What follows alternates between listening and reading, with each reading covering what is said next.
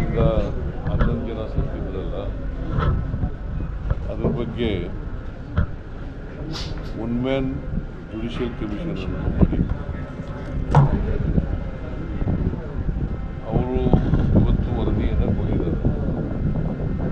2 ವಾಲ್ಯೂಮ್ಗಳಲ್ಲಿ sir camera ಕಡೆ sir volume sir camera ಕಡೆ sir 2 ವಾಲ್ಯೂಮ್ಗಳಲ್ಲಿ ಕೊಟ್ಟಿದ್ದಾರೆ. ನಾನು ಪೂರ್ಣ ಓದಕ್ಕಾಗಿಲ್ಲ.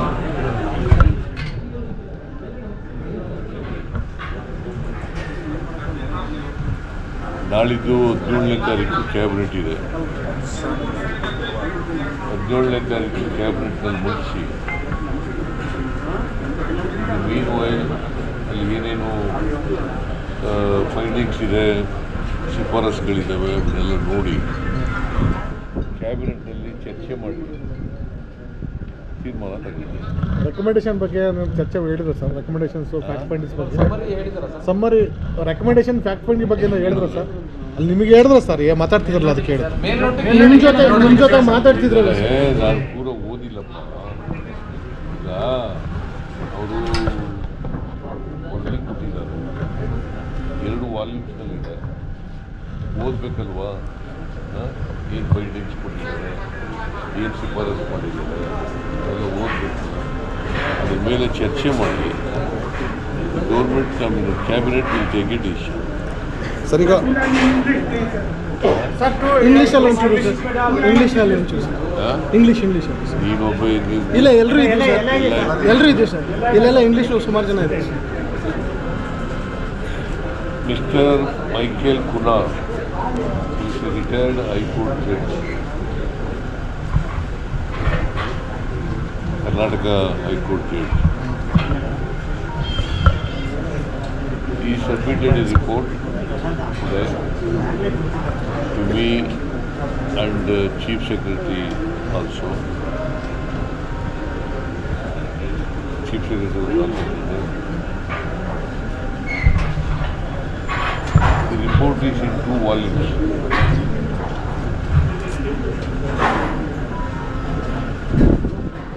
This is regarding Camp Leader recently took place near the Karnataka Cricket Stadium. Karnataka Cricket Association Stadium. 11 people have died due to the stampede. I have appointed one-man commission to inquire into the matter and to give the report. Accordingly, Mr. Kuna has submitted the report today. I have yet to go through the report.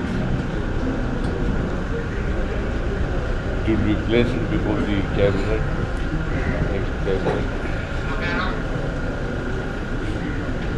discussed in detail,